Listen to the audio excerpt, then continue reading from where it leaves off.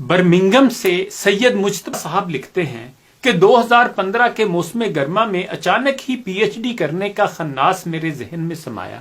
2 ماہ کی تگ و دو کے بعد ایک ریسرچ پروپوزل تیار کیا جس کا موضوع تھا حدود and mitigation, a comparative study of sharia law in Malaysia and Saudi Arabia. پھر سید مجتبی کہتے ہیں کہ 2500 الفاظ پر مشتمل یہ پروپوزل برمنگم یونیورسٹی اور نیومین یونیورسٹی کے تھیولوجی ڈپارٹمنٹ کو ای میل کر دیا، جس کے بعد کئی ماہ خاموشی رہی، لیکن دسمبر کے پہلے ہفتے میں برمنگم یونیورسٹی کی اسسٹنٹ پروفیسر کیتھرین براؤن کی ای میل موصول ہوئی جس میں ملاقات کا وقت دیا گیا تھا۔ سو میں مقررہ وقت پر پہنچ گیا۔ ان خاتون نے اپنے فیڈ بیک میں کہا کہ موضوع اہم ہے لیکن اس میں تھیولوجیکل سے زیادہ لیگل نکات اٹھائے گئے ہیں، لہذا اول تو اس کے لیے لا ڈپارٹمنٹ کا سپروائزر درکار ہوگا اور دوم فنڈنگ کا حصول محال ہوگا۔ پھر اپنی کوہنیاں میز پر ٹکا کر تھوڑا سا آگے کی طرف جھکیں اور بولیں، پولیٹیکل اسلام میں اگر دلچسپی ہے تو میں سپروائز بھی کروں گی اور فنڈنگ کا انتظام بھی کر دوں گی۔ یہ کہہ کر انہوں نے 2 خالی کپ نکالے اور چائے کی کیٹل آن کر دی۔ اگلے 10 منٹ ہم اس موضوع پر تبادلہ خیال کرتے رہے۔ پھر مجتبی صاحب کہتے ہیں کہ میں نے ان سے پوچھا، مغرب اس موضوع میں اتنی دلچسپی کیوں رکھتا ہے یا بالالفاظ دیگر اتنا خوف زدہ کیوں ہے؟ اس خاتون نے کہا کہ ہمیں اسلام سے نہیں، پولیٹیکل اسلام سے خطرہ ہے جس کی بنیاد پر ریاست مدینہ کا قیام عمل میں آیا۔ محمد صلی اللہ علیہ وآلہ وسلم اور ان کے بعد آنے والے ریاست کے قیام کے بعد خاموش نہیں بیٹھے۔ پولیٹیکل اسلام ایک ورلڈ آرڈر ہے جسے اگر روکا نہ گیا تو پہلے سے قائم ورلڈ آرڈر کا نام و نشان مٹ جائے گا۔ ماضی میں ان کے حریف کیسر و کسرا تھے جبکہ آج مغربی دنیا ہے۔ پھر سید مجتبی کہتے ہیں کہ اسی دوران کیٹل میں پانی ابلنے لگا لیکن انہوں نے کیٹل آف کر دی اور کپ واپس دراز میں رکھتے ہوئے بولیں، چائے کہیں اور پیتے ہیں۔ وہ مجھے برابر والے کمرے میں لے گئی جہاں ایک بڑا پروفیسر اور درمیانی عمر کا آدمی بیٹھا ہوا تھا۔ پروفیسر کا نام یاد نہیں رہا لیکن دوسرے شخص کا تعارف یہ کہہ کر کروایا گیا کہ یہ رائے جیکسن ہیں اور گلاسٹر یونیورسٹی میں تھیولوجی کے استاد ہیں۔ پولیٹیکل اسلام پر گفتگو پھر شروع ہو گئی۔ اس بار گفتگو کا محور 4 افراد تھے، محمد عبدو، حسن البنا، سید قطب اور مولانا مودودی۔ کیتھرین اور بوڑھے پروفیسر کی معلومات وسیع تھیں۔ سید مجتبی کہتے ہیں کہ میں بھی محدود علم کے ساتھ شریک گفتگو رہا، تاہم رائے جیکسن اس ساری مدت میں خاموش رہا۔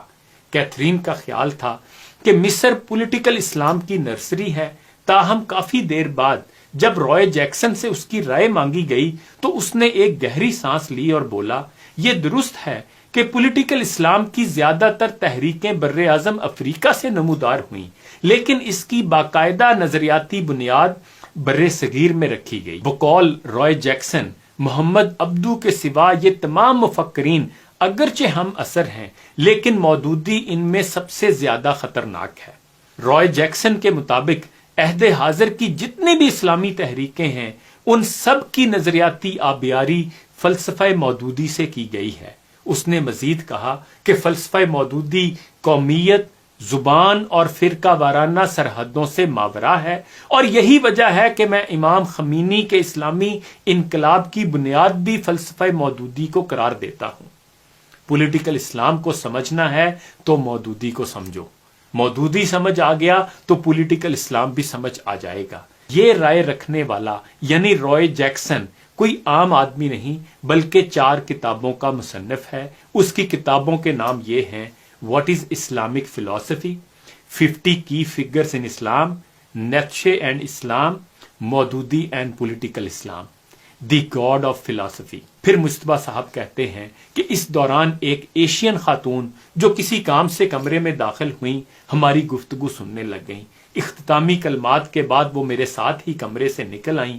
لفٹ سے نیچے آتے ہوئے انہوں نے بتایا کہ وہ ریسرچ فیلو ہیں اور حال ہی میں انہوں نے اسلام میں فیمنزم بمقابلہ رجت پسندی کے موضوع پر پی ایچ ڈی مکمل کی ہے۔ سید مجتبی کہتے ہیں کہ میں نے ان سے پوچھا کہ کیا یہ سچ ہے مودودی اور پولیٹیکل اسلام اس وقت تھیولوجی کا ہاٹ ٹاپک ہے؟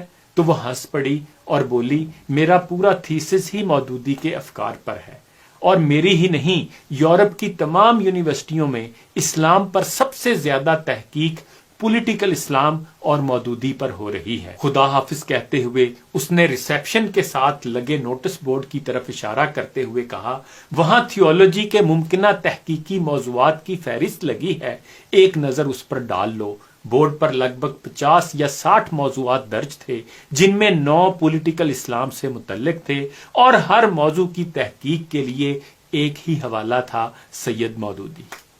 مجتبیٰ صاحب کی تحریر پڑھ کر میں نے سوچا کہ مغرب کو مودودی صاحب کے نظریات سے اتنا خطرہ کیوں کر محسوس ہوتا ہے، اور پھر میرا دھیان سید مودودی کے ان الفاظ کی طرف چلا گیا۔ انہوں نے کہا تھا کہ کفر کو اس کی فکر نہیں کہ آپ مسجدوں میں بیٹھ کر اللہ اللہ کریں، نمازیں پڑھیں یا لمبے لمبے اذکار کریں، ممبروں پر فضائل سنیں یا درس قرآن و حدیث میں مشغول ہو جائیں، رنگ بھرنگ کی پگڑیاں پہنیں یا ماتموں یا میلادوں کے جلوس نکالیں، شب جمعہ یا شب برات منائیں یا محافل حمد و نعت منعقد کریں۔